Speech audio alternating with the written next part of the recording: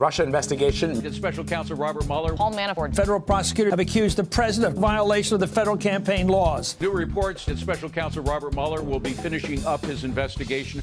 There's been clamor for Donald Trump's impeachment since even before he was the Republican nominee for president in early 2016. Here we are 3 years later, and it's at an all-time high. Let's talk a little bit about the history of impeaching presidents. The definition in the Constitution for impeachment is high crimes and misdemeanors. It's pretty loosely defined.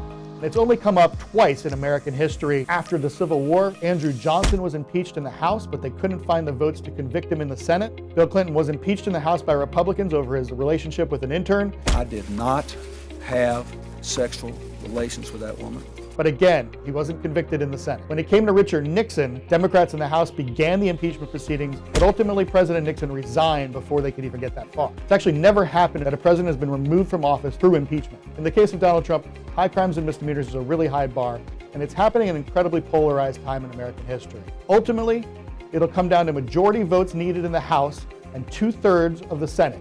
That's 67 votes. Even if all the Democrats supported removing Donald Trump from office and convicting him, you'd still need 20 Republicans. There's a big political calculation as well. If they impeach Donald Trump but don't have the votes to convict him, Donald Trump is very likely, in fact, it's almost guaranteed that he will use this as a political tool in his own re-election campaign in 2020. It was just announced there was no collusion with Russia, the most ridiculous thing I've ever heard. There was no collusion with Russia. There was no obstruction, and none whatsoever.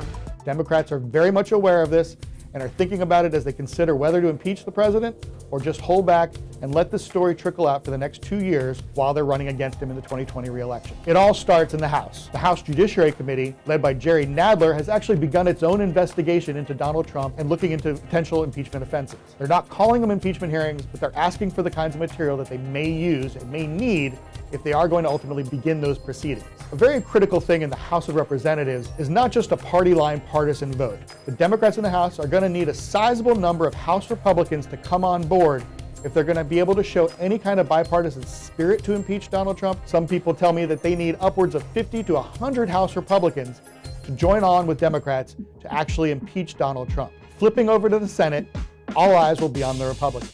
It'll be up to Senator Mitch McConnell, the majority leader, to decide whether there even is a trial. It would be very unlikely for Mitch McConnell to ignore a House vote to impeach Donald Trump.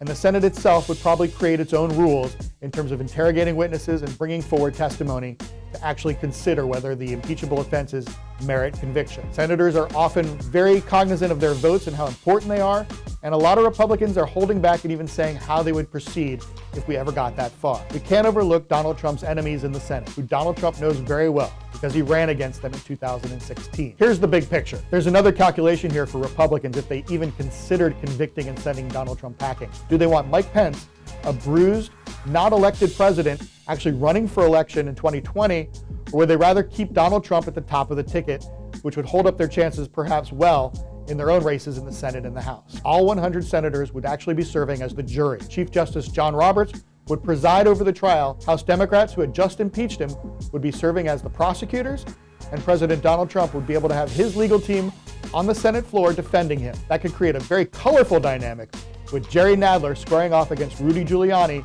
and other members of Donald Trump's legal team. Democrats might want to think twice, as they are, about whether they want to pull this trigger. A sound economy means that the President of the United States is probably pretty popular and he's unlikely to be impeached. His economy numbers look pretty good right now, and he's going to use that as a pushback anytime there's movement to impeach him. So I think it's very hard to impeach somebody who's done a great job. The chances are pretty nil that it's going to happen.